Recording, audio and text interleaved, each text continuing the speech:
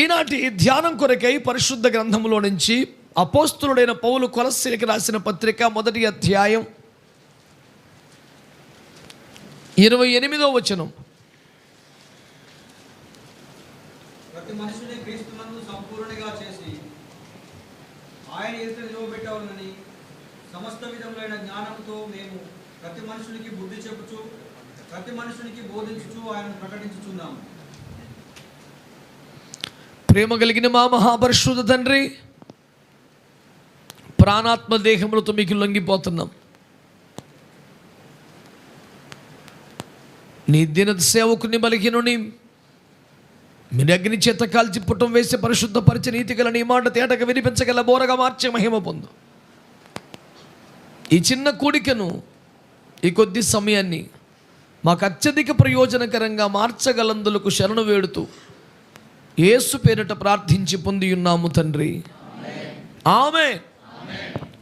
ఒక సంతోషభరితమైన స్తోత్రం చెప్పండి చక్కగా. హాయిగా నా ముఖం చూస్తూ వినండి, మీరు పెద్ద కలిసిపోయే పని లేదు. ప్రియులారా, వాక్యం ఏమంటుందంటే,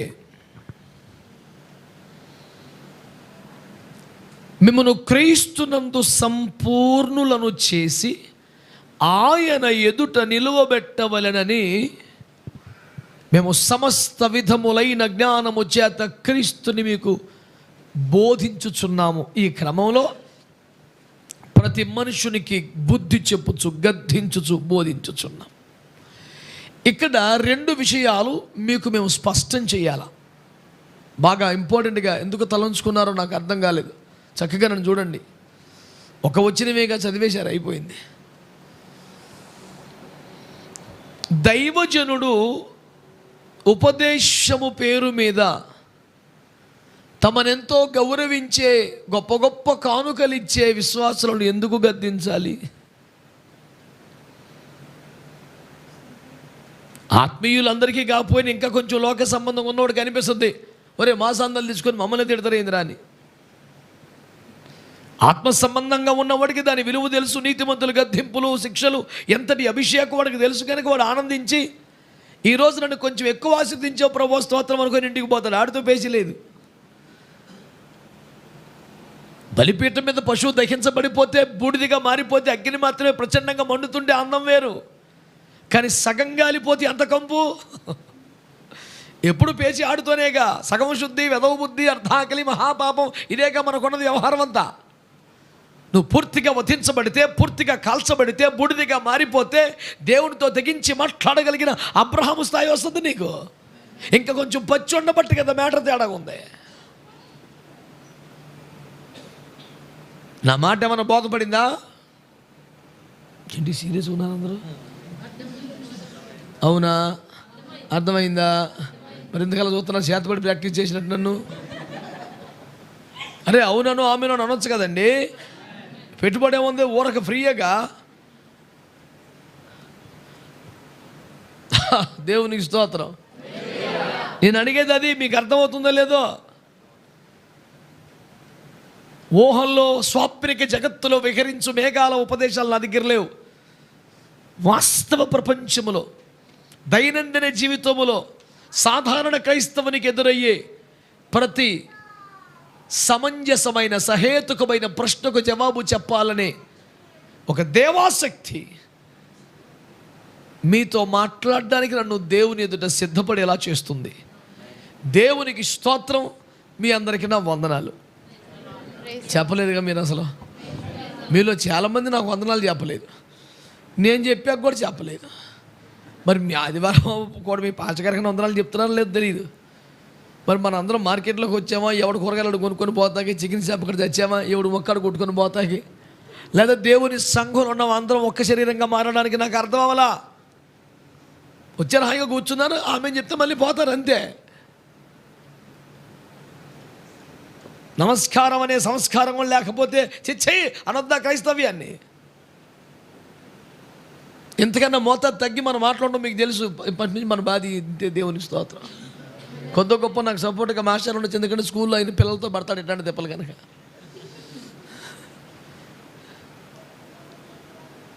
ఇంటి దగ్గర ఏ మూడ్లో స్కూల్కి వెళ్ళంగానే గుడ్ మార్నింగ్ సార్ అంటే మన స్కూల్ అయిపోద్ది. అవునా కాదా? ఎవడు పట్టించుకోకుండా సీతకు రాసుకుని ఉన్నాడు, చదివైన 2 బేకాలు అనిపించదు.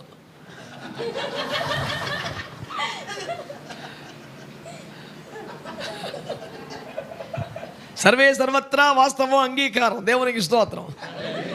హల్లెలూయా. అంచేత నేను కోరుతున్న సత్యమేమనగా, విన్నారా బిడ్డలారా, మేము ప్రతి మనుషుని గద్దించుచు బుద్ధి చెప్పుచు. ఏమిటి పని? నేను విశాఖ సేవకు వెళ్ళిన కొత్తలో స్టీల్ ప్లాంట్లో కొంతకాలానికే ఉన్నతోద్యోగులు, బాగా సంపాదిస్తున్న వాళ్ళు, పెద్ద మనుషుల స్థాయిలో ఉన్నవారు కదా, నన్ను నిలబెట్టి మధ్యలో వారందరూ కూడా తీర్పరులుగాను అధికారులుగాను భావించుకొని, ఇదిగా నువ్వేదైనా దేవుని మాటలు మంచి మాటలు చెప్పు, మేము వింటాం, సంతోషపడతాం. నీ మర్యాద నీకు ఉంటుంది, మా మర్యాద మాకు ఉంటుంది. నువ్వేదో పెద్ద ఆఫీసర్ లాగా, మా పై నాయకుల్లాగా నువ్వు అరిచేసి కరిచేసి గద్దించి గోలు చెప్తే మాత్రం కుదరదు అని నాకు అల్టిమేటం ఇచ్చారు. నేను బహు వినయంతో వారికి మనవి చేసుకున్నాను. దైవజనుడు సన్నద్ధుడై దైవావేశం వల్ల కలిగే ప్రతి లేఖనమును ఖండించుట, గద్దించుట, బుద్ధి చెప్పుట, నీతి యందు శిక్ష చేయుట మీకు ప్రయోజనకరం అన్నాను. అప్పుడు వాళ్ళు అన్నారు, మాకు ఆ ప్రయోజనం అక్కర్లేదు అన్నాను. అప్పుడు నేనన్నా, అసలు మీరే నాకు అక్కర్లేదు అన్నాను. అబ్బే అసలేమి వెనకొత్తకుండా దేశ రక్తవేజ్జి. హల్లెలూయా. వాళ్ళు ఏమనుకున్నారు, మేము పెద్ద ఆఫీసర్లం కదా, ఎక్కువ దశంభాగాలు ఇస్తాం కదా, మమ్మల్ని వదులుకోలేళ్ళే. రే, నేను చెప్పే సువార్త ఏమిటి? పౌలయ్య గారు అడుగుజాడలో నడవటానికి ఆశపడుతున్న జీవితాలు కదా మాయి. ఆయన వలన స్ఫూర్తి పొందిన వాళ్ళం కదా. ఏమండి, ఆయన గారట చరిత్రకారులు, పెద్దవాళ్ళు, బాగా చదువుకున్న వారు చెబుతారు, బాగా ఆస్తిపరుడటండి. స్టాండ్లో 4 ట్యాక్సీలు ఉన్నట్టు రేవులో 4 ఓడలు ఉండేయండి ఆయనకి. ఆయన రేంజ్ అది. 4 ఓడలు ఉండేవటండి.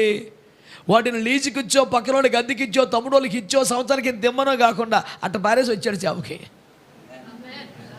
ఆయన రేంజ్ ఏంటి సార్ అసలు?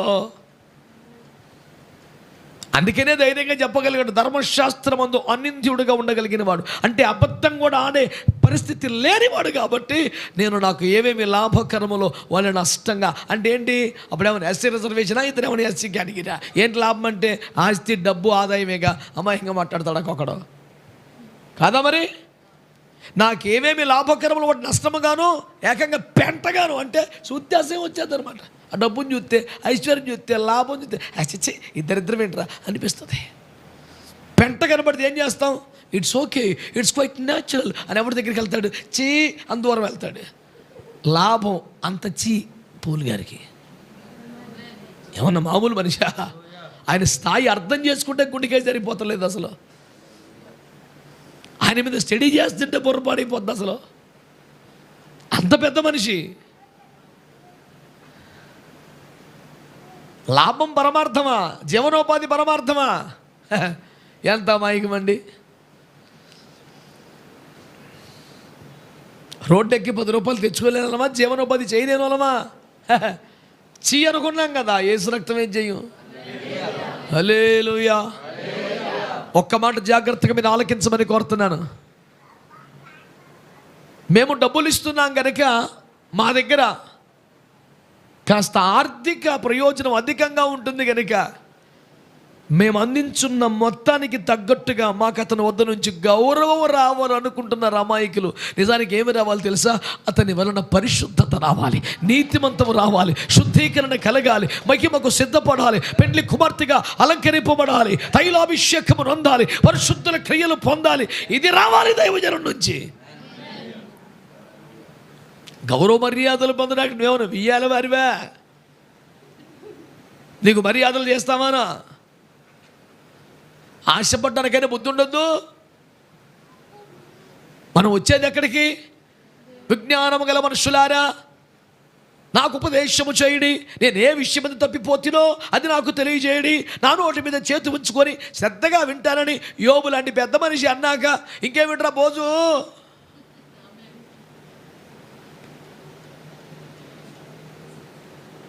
నా బాధ మీకు ఏమైనా అర్థమైందంటారా? పౌలు గారు అంటాడు, ప్రతి మనుషుని గద్దించుచు బుద్ధి చెప్పుచు. ఊరుక ఎందుకు అందరి జోలికి వెళ్తావు? నీ మాటలు నువ్వు చెప్పుకోరాదు. నా మాటలు అయ్యారా, ఇంకేంది చెప్పుకోను నేను.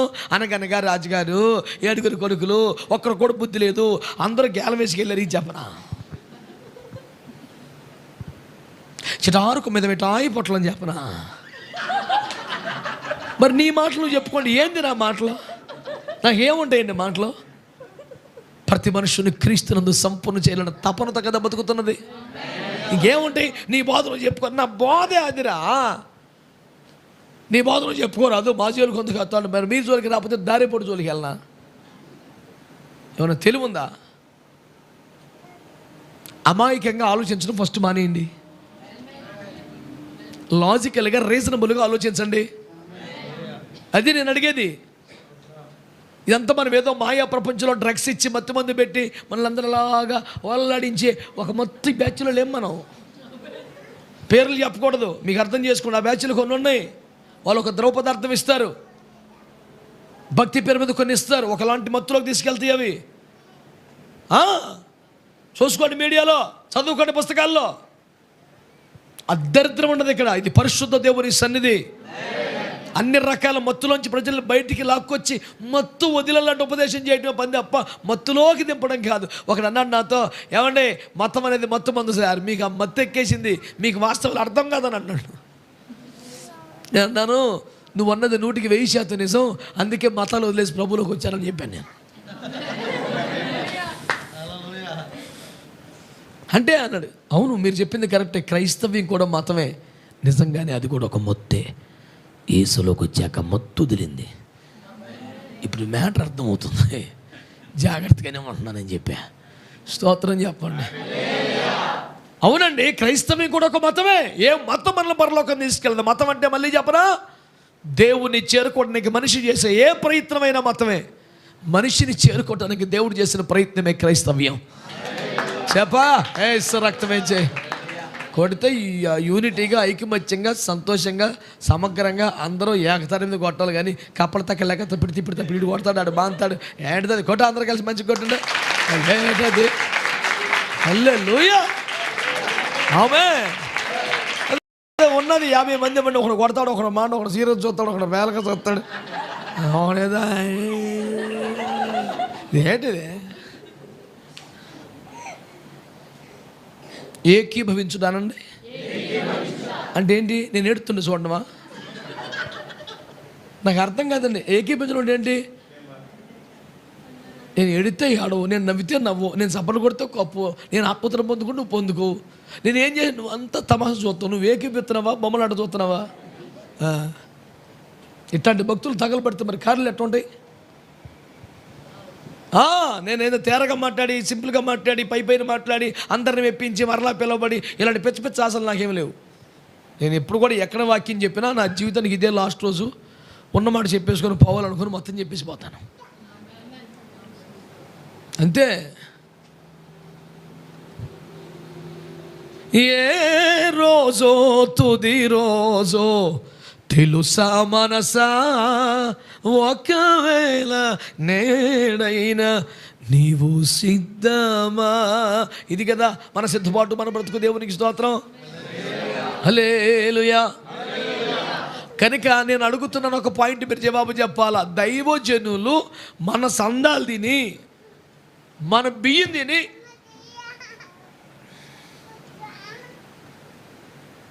మనల్ని తిడతాం కరెక్టా? మనల్ని గద్దించడం, బుద్ధి చెప్పడం కరెక్టా? మరి 10,000 రూపాయలు సందా పెడితే చేతిలో, ఆ రోజు ఒక్క పొగడత లేకపోగా మళ్ళీ రెండు క్లాసు బిగుతాడా? నచ్చుద్దా ప్రాణానికి? మీరు ఆలోచించుకోండి. ఇప్పుడు మనం ఏదో మౌనంగా ఏది భరించక్కర్లేదు. ప్రతి దానికి మనకు ఆన్సర్ తెలియాలి. పాట ఎందుకు పాడుతున్నావు, ఈ రాగం ఎందుకు పాడాలి, ఈ తాళం ఎందుకు వాయించాలి, ప్రతి దానికి రీజన్ ఉండాలి మన దగ్గర.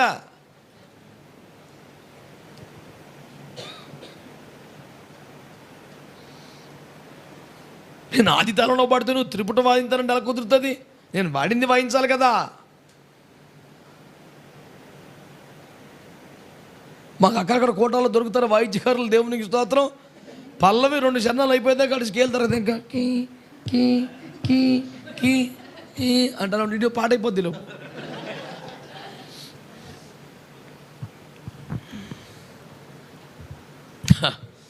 మాకు అదొక సిలువ. దేవునికి స్తోత్రం. నేను చెప్పే ఉపదేశం ఆలకించండి బిడ్డలారా. మేము ప్రతి మనుషుని గద్దించుచు బుద్ధి చెప్పుచు అన్నాడు పౌలు గారు. ఒక దైవ సేవకుడి యొక్క పనిలో బాధ్యతలో అదొక భాగం. నేను అంటున్నాను, మీరు దేవుని బిడ్డలు, సంఘ సభ్యులు, మీరు కష్టపడుతున్నారు, రేయింబవలు ఉద్యోగాలు చేస్తున్నారు, వర్షం వచ్చినా చలి వచ్చినా ఎండ వచ్చినా డ్యూటీలకు వెళ్తున్నారు, చుట్టాలు వచ్చినా ఇంట్లో అవసరాలు ఉన్నా సరే ముందు దశంభాగం పక్కన పెట్టే మీ పనులు మీరు చేసుకుంటున్నారు. ఈ నెల ఖర్చులు ఎక్స్ట్రా ఉన్నప్పటికీ సేవ కొరకు ఎక్స్ట్రా ఇవ్వడానికి కూడా సందర్భం వస్తే ఏం వెనకాడటం లేదు. ఇంతగా ఇన్ని వేల రూపాయలు ఇచ్చాక ఓ మెచ్చుకోలు లేకపోగా, ఓ పొగడ్త లేకపోగా, ఓ అభినందన రాకపోగా పైపెచ్చు క్లాసు పీకితే కడుపు మండుద్దా? అంగీకరిస్తారా? అది చెప్తే ముందుకెళ్దాం. అది అంటే మనకు పరమార్థం అర్థమైందా లేదో ఇప్పుడు అర్థం అవుద్ది. పరమార్థము మరచి నీవు తిరుగుచుంటివా. గుర్తుందా పాట మీకు? దినములు గడుచుచున్నవి, అందులో ఒక మాట అది. అంచేత మీరు ఆలోచించాలా. దైవజనులు, మీరు ఒక మాట్లాడుతున్నాను, ఎవరికైనా డబ్బు చేయదా? ప్లెయిన్గా మాట్లాడదాం. విశ్వాసకైనా పాస్టర్కైనా ఎవరికైనా అసహ్యమా? చేదా? ఉపయోగపడద్దుగా, మంచిదేగా. ద్రవ్యము అన్నిటికీ అక్కరకు వచ్చును కదా, అది కూడా ఆశీర్వాదంలో ఒక భాగమే కదా, అది కూడా వాగ్దానం చేయబడిందే కదా.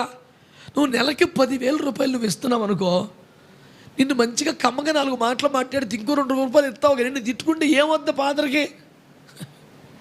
నీ మనసు గాయపడితే నిన్ను హట్ చేసుకుంటే అడుకొచ్చి వెనకమే తగ్గుద్దిగా, నువ్వు ఇంకో చర్చికి పోతావుగా. మరి బుద్ధి ఉన్నవాడు ఎవడ పోగొట్టుకోడుగా. మరి ఎందుకు గద్దిస్తున్నాడు? బుద్ధి లేకేం కాదు, బుద్ధి చెప్పకపోతే ఇతనిని క్రీస్తు ముందు నేను నుంచోబెట్టలేను అనే భయం. నువ్వు దశమ భాగం ఇవ్వకపోతే, ఎక్స్ట్రాగా అప్పుడప్పుడు పాస్టర్ గారికి బట్టలు, చేతుల ఖర్చులకు కానుకలు పెట్టకపోతే పాస్టర్కి నిజంగా ఇబ్బందిగానే ఉంటుంది. కానీ నిన్ను సంపూర్ణుని చేసి దేవుని ముందు నుంచోబెట్టకపోతే యుగ యుగాలు అవమానమై, దుఃఖమే, శాపమే మిగిలిపోతాయి. ఈ నిలబడే కష్టానికి, ఆ శాశ్వతమైనటువంటి నష్టానికి కంపారిజన్ చేసుకొని ఇదే బెటరేలే అని ఈ నష్టానికి సిద్ధపడి ఆ ప్రయోజనం ఆశించి లోపల మీ పట్ల ప్రేమ ఉన్నా, కృతజ్ఞత భావం ఉన్నా బుద్ధి చెప్పటానికి సిద్ధపడతాడు సంఘ కాపరి. మీకు అర్థమైందా? నాలాంటి ప్రసంగికుడు అలా సిద్ధపడ్డావు. నాకేమవసరం? ఒక మంచి ప్రసంగం చేసి జనాలందరినీ మెప్పించేసి వాళ్ళ చర్చికి డబ్బులు వెళ్ళకుండా మన అకౌంట్కి వచ్చేలాగా తీయని మాటలని చెప్పి వెళ్ళిపోవచ్చు. ఏ ఊరు వెళ్తే ఆ ఊర్లో. అప్పుడు వినేవాడికి ఎట్లా ఉంటుందంటే, మా పాస్టర్ గారు గూగుల్ తిడుతున్నాడు, చూడు ఎంత కమ్మర మాటలు చెప్పాడు, ఇవి అయ్యేదో ఆడికి పంపితే పోలా అనిపించుద్ది. ఎందుకంటే ఈ ప్రసంగికుణ్ణి దేవుడు ఈ గొర్రెల విషయమై లెక్కడగడగా. మీకు అర్థమైంది పాయింట్? ఈ ప్రసంగికుణ్ణి ఈ గొర్రెల విషయమై లెక్కడగడగా కాపరిని లెక్కడవుతాడు. రేయ్, నీ చేతికి ఇచ్చిన 100 మంది ఏరి? వారందరినీ క్రీస్తునందు సంపూర్ణులను చేసి మరీ నుంచోబెట్టాలట. ఓరి బాబోయ్, నుంచోబెట్టకపోతే పనిలో ఫెయిల్ అయినట్టు, వాడికి నష్టం, వాడికి శిక్ష వస్తుంది. అందుకనే ఆ శిక్ష శాశ్వతమైంది, ఆ నష్టం నిత్యం ఉండిపోయేది, ఆ అవమానం చాలా ఘోరమైంది. దాన్ని తప్పించుకోవటానికి ఇక్కడ మీరు కొంచెం కోపంగా పెట్టిన ఫేసు, వందనాలు చెప్పడం మానేసిన, ప్రైజ్లాలు కూడా చెప్పకుండా ఇంటికి వెళ్ళిపోయినా, చర్చికి వచ్చి కూడా అసలు పాస్టర్ గారిని పలకరించకుండా, వందనాలు చెప్పకుండా, పాస్టర్ ఎవరో తెలియదు అన్నట్టుగా అట్నుంచి అట్టే వెళ్ళిపోయే అంత వింత బతుకు బతికినా లోపల మనసు చిముక్కుమన్నా, నేను కఠినంగా మాట్లాడబట్టే కదా ఇలాగ అయ్యారు, రేపు వారి నుంచి ప్రేమగా మాట్లాడదాం అనే ఒక ఆలోచన వచ్చిన, అమ్మో అక్కడ నేను సిగ్గుపడతాను, అవమానపడతాను, నా సిగ్గు అవమానం ఎలాగున్నా ఇంత కష్టపడకపోతే వాళ్ళు పరిపూర్ణతలోకి రారు, దేవుని తీర్చుకు రారు అన్న భయం కడుపులో పెట్టుకొని అవసరాలు తగ్గుతున్నా, మీరు కనీసం ప్రేమించకపోయినా, గౌరవించకపోయినా, వందనాలు చెప్పకపోయినా అది కాస్త ఇబ్బందిగా గిల్టీగా అనిపించిన ఫోన్లే, ఈ గిల్టీ కన్నా కోట్ల కోట్ల దూతల ముందు ఆ గిల్టీ ఎక్కువైందని బాధపడతానే సేవ చేస్తాడు సంఘ కాపరి. అవునంటారా కాదంటారా? నా వాదన ఏమిటంటే బలవంతంగా మీరు ఒప్పుకోకండి, అది రీజనబుల్గా సహేతుకంగా ఉంటేనే ఒప్పుకోండి. మర్యాద కొరకు అవునులేండి అనొద్దు, వద్దు, అట్లా వద్దు. ఆలోచించండి, అది లేఖనాంగీకారమైన వాదన అయితేనే మీరు ఒప్పుకోండి. ఏదో ఒక వచ్చిన అడ్డం పెట్టుకొని బలవంతంగా గిట్టించేసినట్టు కనపడితే వ్యతిరేకించండి. I give you all rights.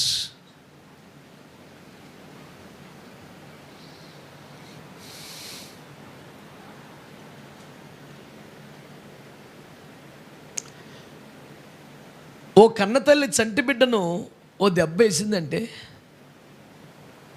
దాని వెనుకున్న అపరిమితమైన ప్రేమ అర్థం కాని వాళ్ళు పిచ్చి వాళ్ళే కదా. ఆలించి లాలించి పాలించి పెంచే తల్లి కొడుతుందా? కొట్టాల్సి వచ్చిందంటే ఏ ప్రమాదం నుండి తప్పించడానికో అనే జ్ఞానం అందరికీ ఉంటుంది కదా. నేను ఒక ప్రసంగంలో ఈ స్టేట్మెంట్ ఇచ్చాను, పరిపూర్ణమైన ప్రేమలో భయం ఉండదు, కానీ కోపం ఉంటుంది. దాని అర్థం ఏంటంటే కోపము లేని ప్రేమ పరిపూర్ణమైనది కాదు. You got my point? కోపము లేని ప్రేమ పరిపూర్ణమైంది కాదు. కోపం కలిస్తేనే ప్రేమ సంపూర్ణమవుతుంది. మీకు అర్థం కావడానికి, చంటి బిడ్డ 6 మాసాలు 7 మాసాలు ప్రాకుతోంది, ఆడుకుంటోంది, అమ్మ పని చేసుకుంటుంది. ఒక పాము తేలో జెర్రో బిడ్డ దగ్గరికి వచ్చింది. అప్పుడు ఎంత ఉదుటున, ఎంత ఆవేశంగా వచ్చి కర్కశంగా ఒక్క రెప్ప పట్టును దాన్ని చంపేస్తుంది తల్లి. దాన్ని చంపడం వెనక తన బిడ్డపై పిచ్చి ప్రేమే కారణం తప్ప మిగతా జీవరాశులపై అపరిమితమైన ఆవేశం, కర్కశమైన దుర్మార్గ బుద్ధులు కాదు కారణం. దాన్ని చంపలేదు అంటే అది కూడా ఒక జీవమే కదా, అయ్యో దాన్ని చంపకూడదు కదా అని ఆలోచిస్తూ ఉంటే ఆ తల్లి ప్రేమ పరిపూర్ణమైనది కాదని ఏ పరిపూర్ణత లేని యూజ్లెస్ ఫీల్ కూడా అర్థం అవుద్ది. కాదంటారా?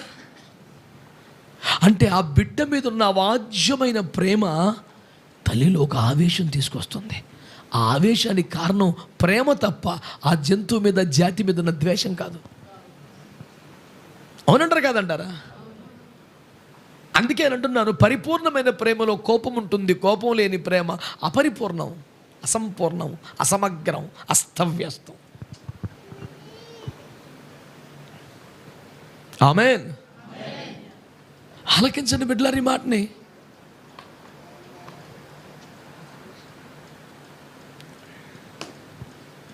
సో సంఘ కాపరి చేస్తున్న ప్రసంగాలు కానీ, గద్దెంపులు కానీ, హెచ్చరికలు కానీ, హౌస్ విజిటింగ్స్ కానీ, కోపడతలు కానీ, ప్రైవేట్ క్లాసులు పెట్టడం కానీ,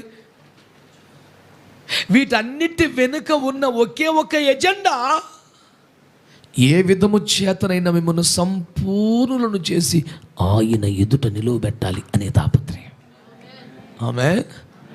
ఆ టెన్షన్లో నుంచి, ఆ ఆతుర్దాలో నుంచి, ఆ ఆందోళనలో నుంచి, దైవావేశములో నుంచి, ఆ ఖచ్చితమైన అవసరములో నుంచి ఆ స్థాయి ఉపదేశం కలుగుతుంది. ప్రభుకు ఒక స్తోత్రం చెప్పండి.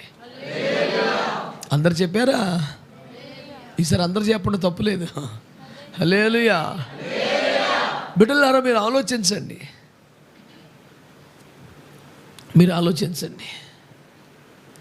సో దైవజనులు ఎందుకు కోప్పడుతున్నారు, ఎందుకు బుద్ధి చెబుతున్నారు, ఎందుకు గద్దిస్తున్నారంటే మిమ్మల్ని క్రీస్తునందు సంపూర్ణులను చేయుటకే. ఆ తాపత్రయముల భాగం అది. ఒకవేళ ఆ గురి లేకుండా తన ఆర్థిక ప్రయోజనమే గురైతే హాయిగా పోగొడకుండా కూర్చుంటాడు. ఇప్పుడు ఎంత భక్తిహీనంగా బతికిన వెరీ గుడ్ బిలీవర్ అని చెప్పొచ్చు, నైస్ క్రిస్టియన్ అంటే అని చెప్పొచ్చు, ఇంపార్టెంట్ మెంబర్ చర్చిలు అని చెప్పొచ్చు, మా సంఘములో పిల్లర్ అని చెప్పొచ్చు, మా పరిచర్కి బలమైన సహకారి అని చెప్పొచ్చు. ఇలాంటి పొగడ్తల చేత, అభినందనల చేత 1000 రూపాయలు ఇచ్చేవాడి చేత 2000 ఇప్పించుకోవచ్చు. టార్గెట్ ఇదైతే దీని మీద పనిచేస్తాం, టార్గెట్ అయితే దాని మీద పనిచేస్తాం, అంతే కదా. ఒకవేళ దైవ సేవకుడు అనబడుతున్న వాడికి ఆర్థికం, సప్రయోజనం, ధనార్జనే గురైతే దానికి అనుకూలంగా కూడా వ్యవహారం ఉంటుంది. వీరిని కొంచెం ఇబ్బంది పెట్టేనా క్రీస్తునందు సంపూర్ణ చేయాలన్న తాత్పర్యం ఉంటే దానికి అనుకూలంగా ఉంటుంది బాధ. దాన్ని బట్టి నీకే అర్థమైపోద్దిగా ఇందులో పెద్ద విచిత్రమే ఉంది. అలా ఖండించి, గద్దించి, బుద్ధి చెప్పి నష్టమును, అవమానమును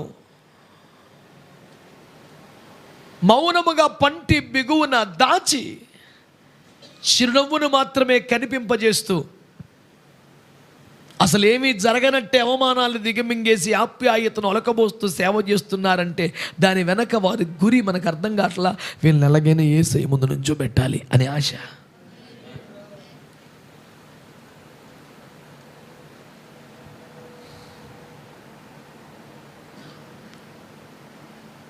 సేవకు సమర్పించుకొని నా దగ్గరకు వచ్చి ప్రభు మాకు ఇచ్చిన విశ్వాస గృహంలో జీవించే బిడ్డలతో నేను వ్యవహరించే తీరు ఒక్కొక్కసారి కొత్తగా ఇంటికి వచ్చిన వాళ్ళకి, చూద్దాం వచ్చిన వాళ్ళకి కొంచెం ఆందోళన ఉంటుంది. బాబోయ్ అన్నయ్య చాలా సీరియస్, అయ్యి బాబోయ్ అన్నయ్య దగ్గర కష్టమే, అయ్యి బాబోయ్. కానీ ఆ ఇంట్లో నాతో పాటు ఉండే వాళ్ళకి తెలుస్తుంది మేము ఎంత ప్రేమిస్తామో. మూడో మనిషికి అర్థం అవ్వాలన్న ఆశ కూడా మాకేం లేదు. ఎందుకు దారి పొడికి అర్థం అవ్వాలా పనే.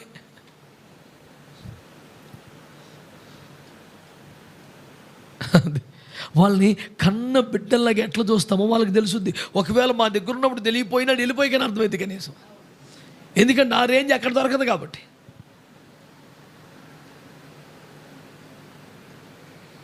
నేను చెప్పేసి ఉపదేశం ఏంటంటే ఒక వ్యక్తి యొక్క వ్యవహార శైలి బట్టి అయినా అతని గురి అంటూ మనకు అర్థమవుదా? ఒకవేళ అర్థం కాలేదంటే నిజంగా అంత బుద్ధిహీనంగా బతకడం ఎందుకు నేను అంటున్నాను.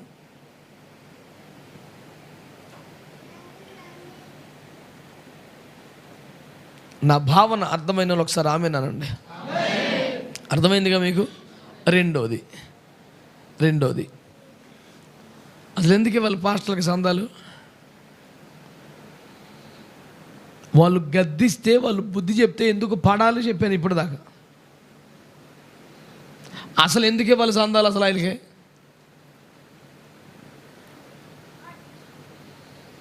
దేవునికి ఇవ్వాలి. దేవుడికి ఇవ్వాలంటే ఎవరికైనా వచ్చుగా, మన పాస్టర్ గారికి ఇవ్వాలా?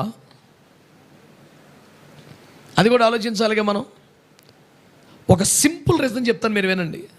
సంఘ కాపరికి మనము దశమ భాగం కానీ, ప్రథమ ఫలము కానీ, ఇత్యాదివి ఎందుకు ఇవ్వాలి అని అంటే, ఇశ్రాయేలీలలో 12 గోత్రాలటువంటి ఆ జనములో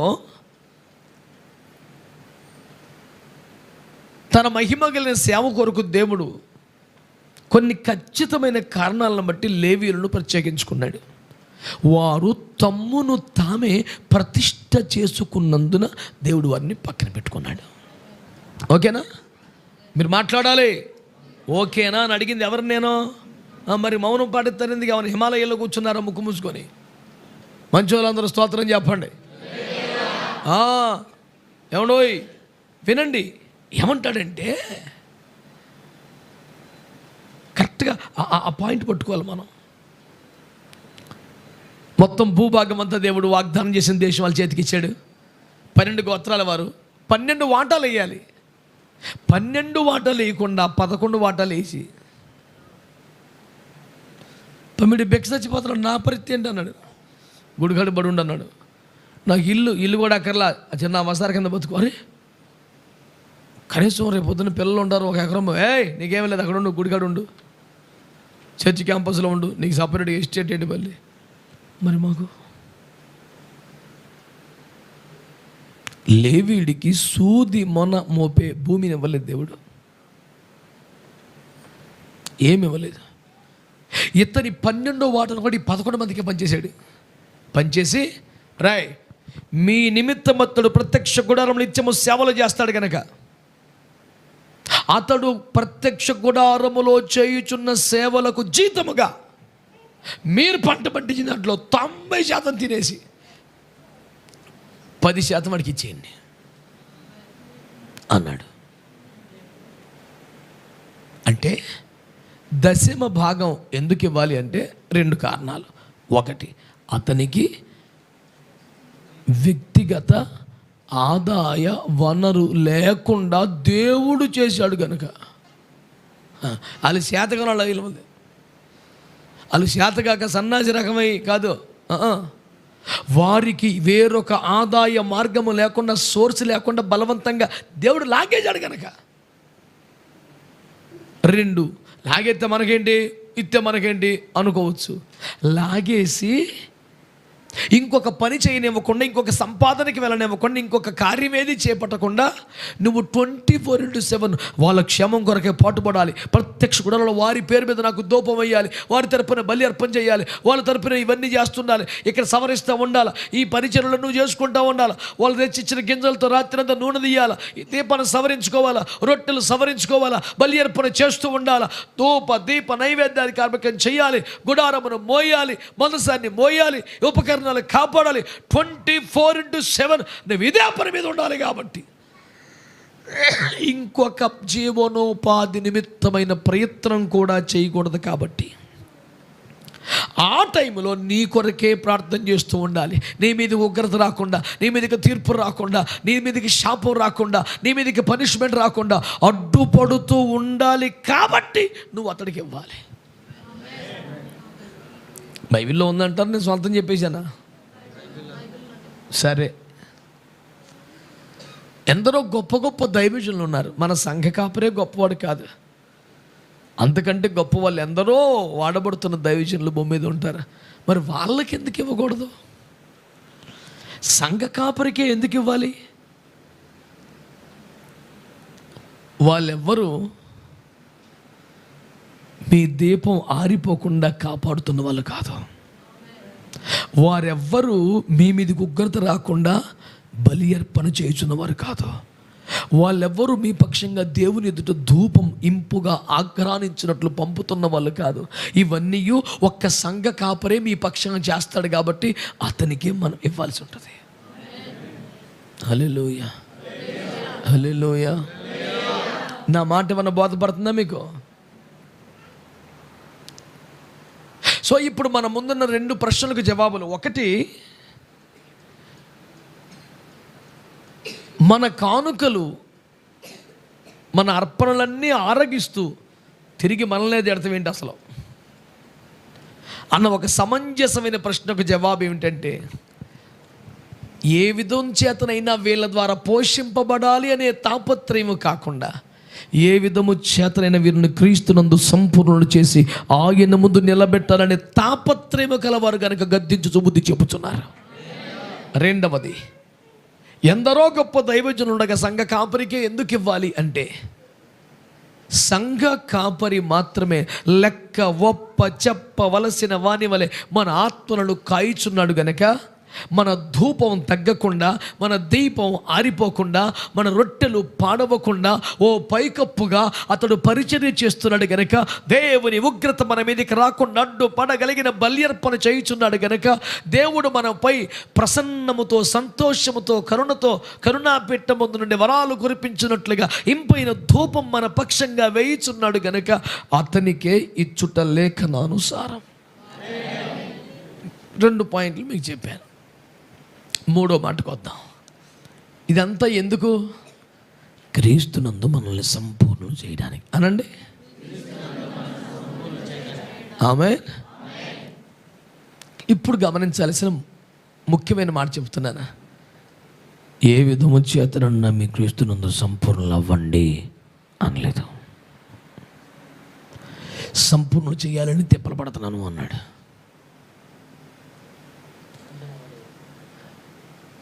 అందులో ముఖ్యమైన పాయింట్ ఏంటంటే, సంపూర్ణతలోనికి సంఘాన్ని తేవాలి అన్న విషయంలో సంఘము కంటే కాపరికి ఎక్కువ బాధ్యత ఉంటుంది, ఎక్కువ భారం ఉంటుంది, ఎక్కువ ఆందోళన ఉంటుంది. మోకరించినప్పుడల్లా దుఃఖం అందుకే వస్తుంది. విశ్వాసుల జీవితంలో లోపములు తెలిసినప్పుడల్లా అందుకే కన్నీరు వస్తుంది. అయ్యో వీళ్ళు ఒక్క లోపం కూడా లేకుండా యేసు ముందు నిలబడదాం అనుకున్నానే, మచ్చబడిపోయిందే అన్న టెన్షన్ వస్తుంది. ఇప్పుడు నేనే కఠినంగా కోపంగా సీరియస్గా ఉన్నాను అనుకోండి, నా కుమారుడు రాయ్ విడరా అని అంగీ ఇచ్చి తెల్లగా మళ్ళీ పూల గుర్తుకుబడ్రా అన్న, నేను చాలా కోపంగా ఆవేశంగా ఉన్నాను. గజగజలాడతాడు, పట్టుకెళ్ళాడు, ఉతికి ఆరేసాడు. ఇస్త్రీ చేసి పట్టుకొద్దామని ఆ ఇస్త్రీ పెట్టాను, తెల్లని అంగి మీద పెట్టాడు. అంతకుముందు ఏదో రంగు గుడ్డ దానికి అంటుకోవటం వల్ల ఆ రంగు మరక తెల్లని వస్త్రం మీద పడింది. ఆడి ఫేస్ ఎట్లా ఉంటుంది మీరు ఊహించండి. ఇప్పుడు ఇస్త్రీ పెట్టెట్లు పెట్టగానే ఆ రంగు, ఇస్త్రీ పెట్టె తాలూకు రంగు దీనికి అంటుకుంది. ఇప్పుడు ఆడి ఫేస్ ఎట్లా ఉంటుంది? నువ్వు 1000 రూపాయలు నోటు ఇవ్వు, వాడు మొక్కలు సంతోషంగా కనపడదు. ఏం కాదు అడుగులు, నీకేం తెలుసమ్మా, అక్కడ రేమైపోద్ది. రే ఏదిరా ఇంకా అంగీ అవ్వలేదా అన్న అన్న అన్న అన్న, ఒక్క నిమిషం అన్న, ఆడు తాపత్రయం ఇస్త్రీ కాదు, ఇది ఎట్టబోద్ది ఇప్పుడు మరక. ఖచ్చితంగా అంతకన్నా ఎక్కువ టెన్షనే ప్రతి పాస్టర్లో ఉంటుంది. కష్టపడి సువార్త చెప్పాడు, మిమ్మల్ని కన్నాడు, రక్షణలోకి తెచ్చాడు, కొంచెం కొంచెం మేత పెడుతున్నాడు, పెంచుతున్నాడు. శుద్ధీకరణ వాక్యం ద్వారా, అగ్ని ద్వారా, ఉపదేశం ద్వారా రకరకాలుగా చేస్తున్నాడు. ఇంకా ఈ విశ్వాసిని మాత్రం దేవుని ఎదుట నేను ధైర్యంగా నుంచోబెట్టగలుగుతాను. ఈ బిడ్డ మంచిదే, ఇతడు మంచోడు, ఈ బ్రదర్ మంచిగా సరి చేసుకుంటున్నాడు, లోపడుతున్నాడు. ఒకవేళ ఇప్పుడు రాకడొస్తే ఈ 10 మంది మాత్రం పర్లేదు, నా పరువు నిలబడతారు, క్రీస్తు ఎదుట మా అతిశయం, ఇవన్నీ మీరే కదా, ఒకలాంటి ధైర్యం ఉంటుంది. అలాంటి వ్యక్తి దగ్గర ఒక లోపం ఉన్నట్టు కనపడితే ఎంత టెన్షన్ ఉంటుంది తెలుసా, ఎంత దుఃఖం వస్తుంది తెలుసా, ఎంత ఆందోళన ఉంటుంది తెలుసా. అమ్మా, నాకు గట్టిగా 10 మార్కులు వచ్చేది ఈ బిడ్డ దగ్గరే అనుకున్నాను. ఈ బిడ్డలో కూడా లోపం ఉందా? ఈ బిడ్డలో కూడా ఆవేశం ఉందా? ఈ బిడ్డలో కూడా అపరిపక్వత ఉందా? ఈ బిడ్డలో కూడా లోకాశలు ఉన్నాయా? ఈ బిడ్డ కూడా మనుష్య రీతిగానే ఆలోచిస్తుందా? అరే అని ఆ రోజున వాక్యం చెబుతున్నా ఏడిపే వస్తుంది, పాట పాడుతున్నా ఏడిపే వస్తుంది, ప్రార్థన చేస్తున్నా ఏడిపే వస్తుంది. అప్పుడే 10,000 రూపాయలు డబ్బులు చేతులు పెట్టావు, అయినా ఏడుపు ఆగదు. ఎందుకంటే ఆ ఏడుపు డబ్బులు లేకొచ్చింది కాదుగా, డబ్బులు వస్తే ఆగుతాకి, డబ్బుల కోసం ఏడ్చింది కాదుగా, డబ్బులు చూస్తే ఆగుతాకి. ఆ ఏడుపు కారణం నిన్ను పర్ఫెక్ట్గా యేసు ముందు నిలబెడతాను అన్న ధైర్యం పోతుంది, అది టెన్షను. ఉన్న 100 మందిలో 50 మందిలో మమ్మల్ని అందరినీ యేసయ్య ముందు నిలబెట్టగలను అన్న ధైర్యం వస్తే ఎట్లా ఉంటుందండి ప్రాణం. స్టెఫెన్ రాళ్ళతో కొడతా నొప్పి ఉండదా? శరీరంలో లేడా? ఏమైనా మత్తు మందు తాగాడా? లేదుగా. తల పగిలిపోతుంటే, కన్ను పగిలిపోతుంటే, రక్తం పడుతుంటే చిరునవ్వుతున్న మగం. ఏంటిరా పిచ్చోడంటే, ఆకాశం తెరవబడింది, మనుష్య కుమారుడు లేచి నిలబడ్డాడు, 2 చేతులు చాపి నన్ను రమ్మంటున్నాడు. అక్కడి ఘనత క్లియర్గా కనపడితే రక్తం వస్తున్నా నవ్వే వస్తుంది, దెబ్బలు తగులుతున్న నవ్వే వస్తుంది. అక్కడ సరైన ఘనత మిస్ అవుద్దేమో అన్న సంగతి అర్థమైతే 1 కోటి రూపాయలు పెట్టిన ఏడిపే వస్తుంటుంది, టెన్షనే వస్తుంటుంది, భయమే వస్తుంటుంది. రే నీకింత సేవ ఇచ్చాను, నీకింత సంఘం ఇచ్చాను, నేను రక్తం పెట్టి కొనుక్కున్న బిడ్డలు నీ చేతిలో పెట్టాను, ఏంటి ఇట్లా చేసావు అనే ఆ ఒక్క మాట కోసం టెన్షన్ ఉంటుంది. ఆ భయం లేనోడు దసరా పుల్లోడు పైలప్ వచ్చేసి ఇష్టానుసారంగా బతుకుతాడు, ఆడు కూడా మనకొద్దు.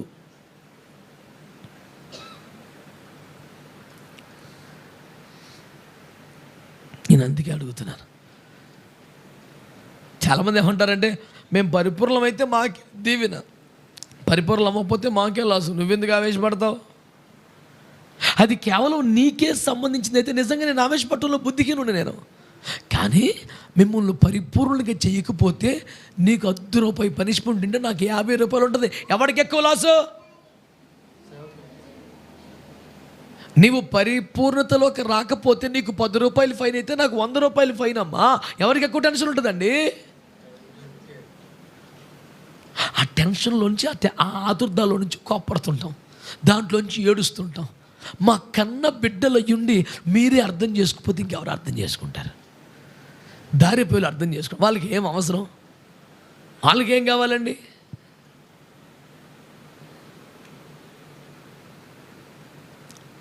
సరిగా అర్థం చేసుకోకుండా అపార్థం చేసుకుంటూ ఏంటో అని ఒక సత్సంబంధం, సదవగాహన లేని స్థితిలో ఉండగా 2 కొరింథీ పత్రిక 7:1 ఆ మాట అంటాడు పౌలు గారు, సహోదరులారా మమ్మును మీ హృదయములో చేర్చుకొనండి. అబ్బా, నేను ఆ మాట తొలిసారి నా కళ్ళకు తేటగా అర్థమైనప్పుడు ఫుల్గా ఏడుపు వచ్చింది నాకు. పౌలయ్య గారు ఎంత గొప్ప దైవజనుడండి, ఆయన స్థాయి ఎంత గొప్పదండి. విశ్వాసులకు లేఖ రాస్తూ ప్లీజ్ మమ్మల్ని మీ హృదయంలో చేర్చుకోండి అంటే, అబ్బో చచ్చిపోయినంత పని ఆ రోజు. మీకు అర్థం కావడానికి చెప్తాను. మీరు పిల్లల్ని కని పెద్ద చేసి వారికి పెళ్ళిళ్ళు చేసి ఒక ఇంటికి పంపించారు. మగ పిల్లల్ని అయితే ఉద్యోగాలు చేసి వాళ్ళకు సౌభాగ్యాన్ని కల్పించారు. ఇంత చేసిన తర్వాత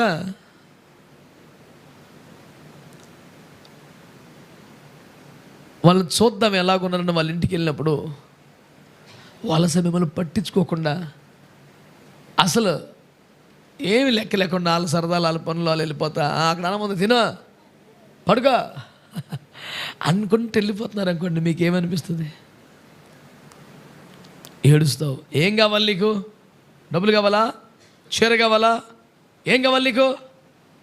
ఏంటో ఏడిపేంటి అని విసుక్కుంటే ఆ తండ్రి అంటాడు, కొడుకా బిడ్డ నీ హృదయంలో నాకు చోటు ఇవ్వరా, నాకు డబ్బులు ఎందుకురా, నిన్ను పెంచడానికి 3 పూటలు తినకుండా 1 పూటే తిని పెంచానురా, ఆకలితో బ్రతకటం కడుపు మార్చుకోవడం నాకు అలవాటేరా, ఇప్పుడు కొత్తగా నాకు ఎవరిని అక్కర్లేదు, నీ మనస్సులో నాకు చోటు లేదన్న బాధ, నా కడుపులో అన్నం లేదన్న బాధ కంటే ఎక్కువగా ఉందిరా. సరిగ్గా అలాంటి బాధే పౌలు గారు ఇక్కడ రాశారు. కొరింథీ సంఘమా మీ హృదయంలో మమ్మల్ని చేర్చుకోండి. పౌలంతటి మహానుభావుని గుండెల్లో పెట్టుకోలేదంటే ఆ సంఘాన్ని ఏమనాలండి? వారి ఇంట్లోకి రానివ్వట్లేదా? పౌలు గారిని రాణిస్తారు, వాళ్ళ ఇంట్లో చేర్చుకుంటారు. వారి బల్ల యొద్ద భోజనం, వారి శ్రేష్ఠ పదార్థాలలో భాగం, ఇవన్నీ నడుస్తున్నాయి. కానీ వారి హృదయంలో చోటు లేదన్న సంగతి పౌలుకి అర్థమైనప్పుడు ఎంత ఏడ్చుంటాడో పెద్ద ఆయన. ఏంటిది? అప్పుడు కేవలం ఈ నెల 5,000 ఇచ్చానుగా, చీర కొన్నానుగా, మందులు కొనిచ్చానుగా, ఇంకెందుగా ఏడుపో అంటే ఆ తల్లి ఆ తండ్రి నవ్వగలరా? ఇంకొద్దులేరా, నా మందులు వద్దులేరా, అన్నం వద్దులేరా, తొందరగా చచ్చిపోతాం లేరా, ఎందుకురా?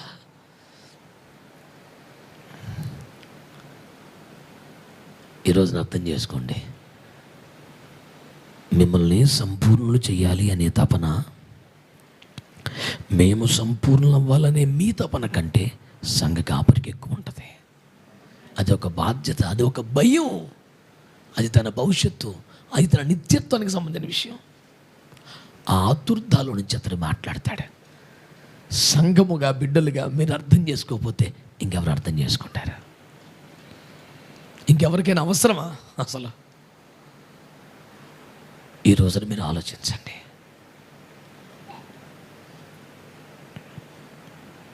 ఇదంతా ఎందుకు? క్రీస్తునందు మిమ్మల్ని సంపూర్ణులు చేయాలి అని. ఆమేన్, ఆమేన్. ఏదో విస్తరించి మాట్లాడాలి, గంటలు కొలది మిమ్మల్ని కూర్చోబెట్టాలని కాదు. ఒక జీవితం అంతటికీ సరిపడిన ఈ మాటను మీరు స్వీకరించాలని చెప్తున్నాను నేను. ఇది టోటల్ లైఫ్ టైంకి సంబంధించింది. మీరు సాత్వికం కలిగిన మంచి మనస్సాక్షితో ఇది కానీ అంగీకరిస్తే నిజంగా మీరు దీవించబడతారు. ఏదో నా మీద గౌరవానికి మర్యాదకి క్రైస్తవ హృదయ సంస్కారంతో ఓకే అనకుండా నిజంగా మంచి మనస్సాక్షితో మీరు దాన్ని స్వీకరించగలిగితే నిజంగా మీరు దీవించబడతారు. ఇందులో సందేహం లేదు. వివరించి అంత సమయం లేదు కనుక కోట్ల రూపాయలు ఖరీదు చేసి 3 మాటలు చెప్తాను. మీ పాస్టర్ గారో పాస్టమ్మ గారో ఎవరో ఒకరు తదుపరి దేవుడు వారికి ఇచ్చిన సమయాన్ని బట్టి వాటిపై ధ్యానం చేయాలని నేను వారిని కోరుతున్నాను. ఒక్క 3 మాటలు, 3 మాటలు. సంపూర్ణం అవ్వాలి అని కదా అనుకుంటున్నాం. మనం ఏ విషయంలో సంపూర్ణం అవ్వాలి? ఒక్క 3 మాటలు.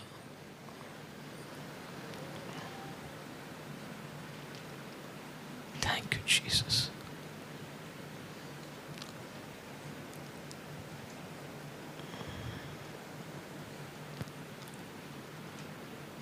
యాకోబు పత్రిక 2వ అధ్యాయం 22వ వచనం చదవండి.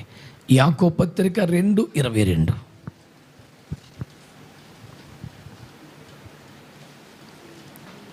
విశ్వాసము అతని క్రియలతో కూడా కార్యసిద్ధి కలుగజేసెననియు క్రియల మూలముగా అతని విశ్వాసమును పరిపూర్ణమైనదని. Get the point. క్రియల మూలముగా అతని విశ్వాసము, అందరు చెప్పలేదండి, విశ్వాసం ఏమైందండి చెప్పండి. ఏది పరిపూర్ణం అవ్వాలి అంటే లిస్టులో 3 మాటల్లో మొదటిది విశ్వాసము పరిపూర్ణం అవ్వాలి. ఆమేన్. ఏమవ్వాలి చెప్పండి? మన విశ్వాసము పరిపూర్ణం అవ్వాలి. సో పరిపూర్ణ విశ్వాసము అనే శిఖరాగ్రం దగ్గర ఓ పాయింట్ పెట్టుకొని ప్రాథమిక విశ్వాసం నుంచి ధ్యానం చేస్తే ఆ దశలన్నీ మనం స్టడీ చేసి అక్కడికి వెళ్తాం. సింపుల్గా చెప్పేస్తాను. అవిశ్వాసం, అల్ప విశ్వాసం కాదు, ఉత్తమ విశ్వాసం, గొప్ప విశ్వాసం, ఇలా ఆశ్చర్యకరమైన విశ్వాసం, ఇలా పరిపూర్ణ విశ్వాసం. ఆమేన్. మీకు అర్థమైందా? మన విశ్వాసము కూడా అభివృద్ధి చెందుతూ ఒకనాటికి పరిపూర్ణతకి చేరాలి. ఆమేన్. 2వ తెస్సలోనికీయులకు రాసిన పత్రిక 1వ అధ్యాయం 2వ వచనంలో మీ విశ్వాసం అంతకంతకు అభివృద్ధి పొందుచు అంటాడు కదండి. అంటే విశ్వాసం కూడా ఎదగాలిగా, డెవలప్ అవ్వాలిగా. అందుకని ప్రాథమిక స్థాయిలో నుంచి రోమపత్రిక 5లో ఆయన వారికి తానే పంచి ఇచ్చిన విశ్వాస పరిమాణము చొప్పున. ఆమేన్, ఆమేన్. కనుక విశ్వాసము అభివృద్ధి అయి పరిపూర్ణం అవ్వాలి. నెంబర్ 1. దాని మీద మీరు స్టడీ చేయండి సంఘానికి సమగ్రంగా. రెండవ మాట ప్రకటన గ్రంథం 3వ అధ్యాయం 2వ వచనం. ప్రకటన గ్రంథము ఈ క్రియలు నా దేవుని ఎదుట సంపూర్ణమైనవిగా నాకు కనపడలేదు గనుక. చెప్పండి. రెండవది ఏం సంపూర్ణం అవ్వాలి? క్రియలు. మన విశ్వాస జీవితానికి క్రియలు ఉండాలా వద్దా? చెప్పాలి మీరు. క్రియలు లేని విశ్వాసం మృతమే కదా. కనుక క్రియలు ఉండాలి. అయితే సార్ది సంఘములో లేదా ఆ పాస్టర్ గారిలో అన్ని క్రియలు ఉన్నాయి. దేవుడు తన వాక్యం ద్వారా మాట్లాడితే, ఆత్మ ద్వారా జ్ఞాపకం చేస్తే వెంటనే లోబడతాడు. ఆ క్రియను ప్రారంభిస్తాడు, కొంతకాలం చేస్తాడు. కానీ ప్రారంభించిన ఏ క్రియ కూడా సంపూర్ణం అవ్వట్లేదు. కాబట్టి నువ్వు గ్రహించాల్సిన మాట ఏమిటంటే నీ క్రియలు సంపూర్ణం అవ్వాలి. నీ క్రియలు సంపూర్ణం అవ్వాలి. అసలు విశ్వాస జీవితపు క్రియలేంటి?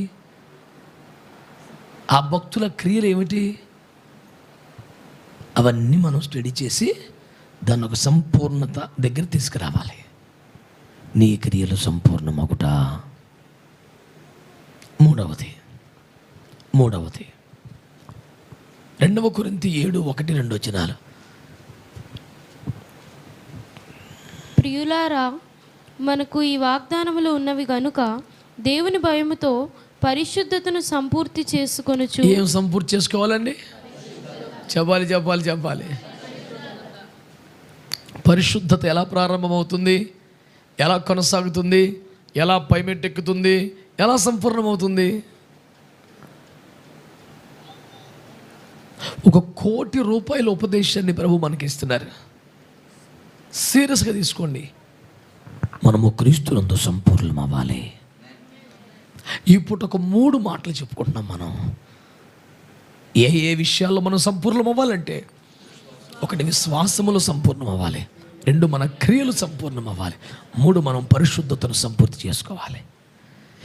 ఈ విషయాలలో మనము సంపూర్ణతలోనికి రావాలని, పరిపూర్ణం అవ్వాలని మనకి ఖండించేవాళ్ళు, గద్దించేవాళ్ళు, బుద్ధి చెప్పేవాళ్ళు కావాలి.